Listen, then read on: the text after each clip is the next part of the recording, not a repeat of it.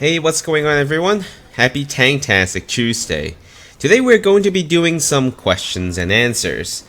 At the end of my tanking videos, I usually offer the opportunity for all of you to pose some questions, and I can try to answer them at the best of my ability. For this episode, I'm going to try answering some of the commonly asked questions regarding tanks.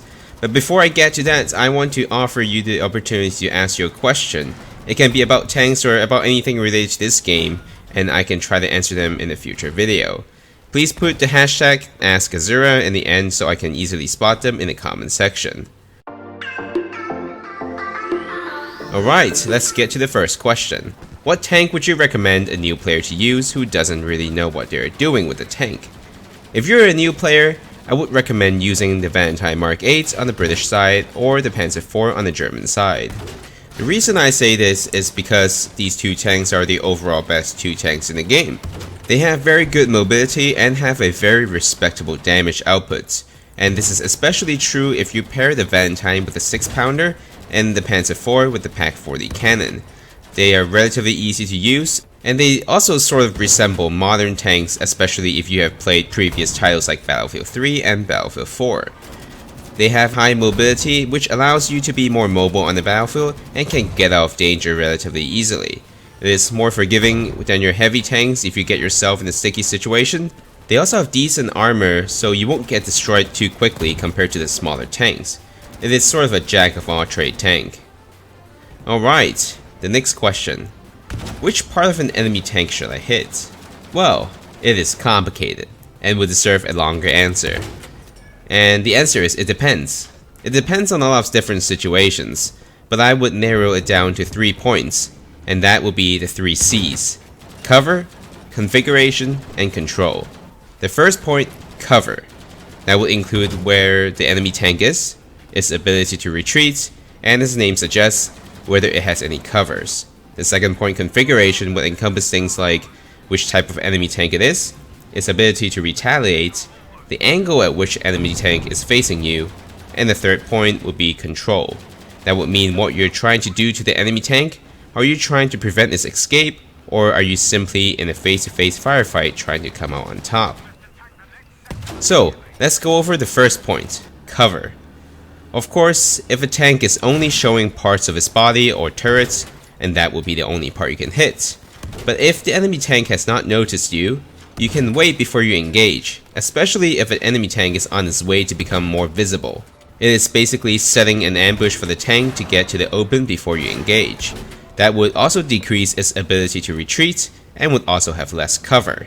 But delaying your engagement may result in a higher chance that the enemy tank becomes the aggressor and fires first.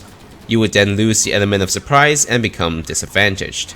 So this would actually tie to your own cover and whether you are in a vulnerable position. Here you can see a clip where I decided the enemy tiger advanced further before I engage. That would decrease its ability to retreat and have a higher chance of being destroyed. I was also confident that it would not notice me first because it was definitely focused on its forward position.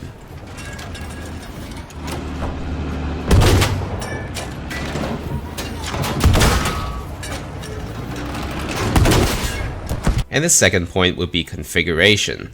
What this means would be which type of enemy tank it is, its ability to retaliate, and the angle at which the enemy tank is facing you. So, how you would fight a 38T or a Tiger would be completely different. A 38T would be very mobile with lower firepower and can reposition relatively quickly, whereas a Tiger would have a very low mobility and a low ability to reposition but can stand its ground. The angle at which the enemy facing you also highly depend on which type of tank it is. If it is a 38T or a stat count for that matter, its angle is not as important.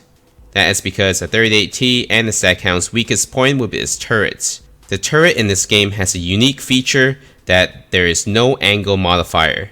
That means it can be hit at any angle and still deal the same maximal damage.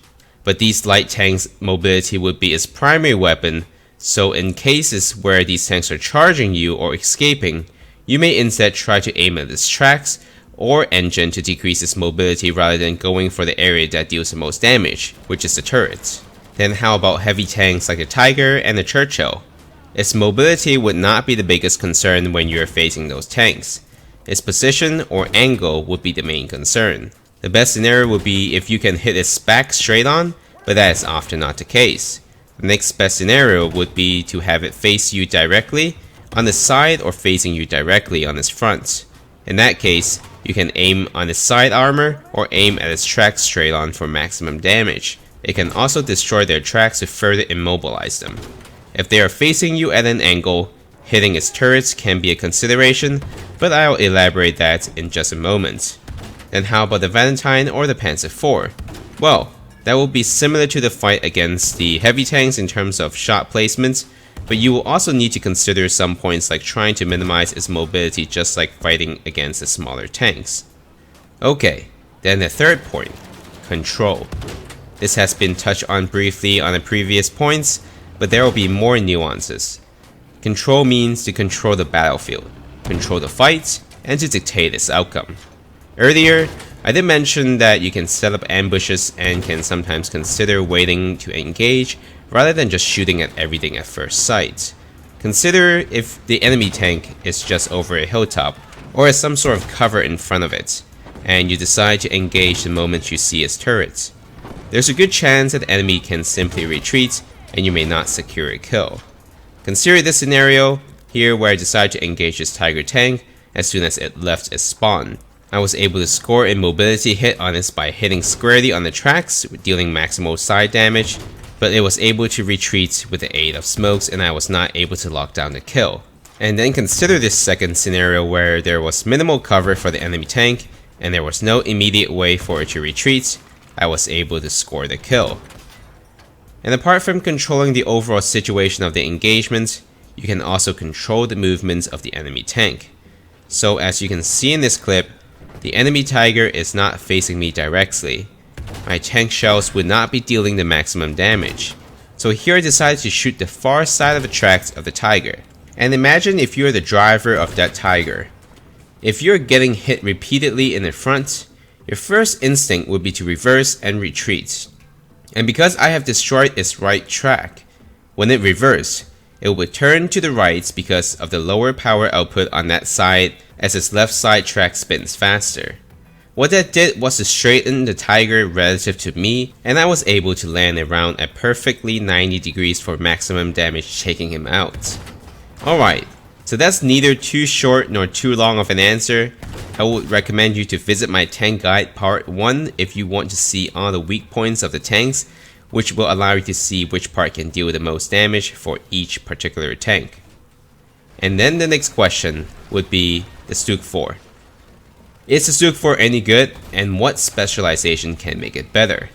In this case, I would say the Souk 4 can be quite good, but at the same time can be quite bad in certain scenarios. The key to be successful in the Souk 4 would be to have a dedicated gunner. You can technically switch seats by yourself, but that simply doesn't cut it. If you have a dedicated gunner, it is by far one of the best anti-infantry tanks. Because of its protected 360 degrees turrets, it can compensate for the lack of a turret as long as your gunner is vigilant about the nearby threats. And as for the specializations, it will highly depend on what your primary objective is. If your objective is to do as much damage to infantry as possible, I would recommend not upgrading to the Pak 40 cannon because the default cannon has a larger blast radius, which means going to the left side for the 3rd tier and then S- for the 4th tier upgrade. The first two will be up to you. I like smoke launcher for retreating purposes, but that's just me. But if you usually use the tank in maps like Panzerstorm, then upgrading to the Pak 40 will be a no-brainer. Alright then, that's it for the video for today. If you have any other questions, please leave them down below in the comment section with the hashtag askazura, and I will do my best to answer them. If you like this video, give it a thumbs up. If not, a thumbs down. Feel free to follow me on Twitter and join my Discord channel. Links are down below. I would also appreciate it immensely if you decide to subscribe to the channel and hit the bell for notification. Otherwise, have a tank-tastic day, and I will see you again soon.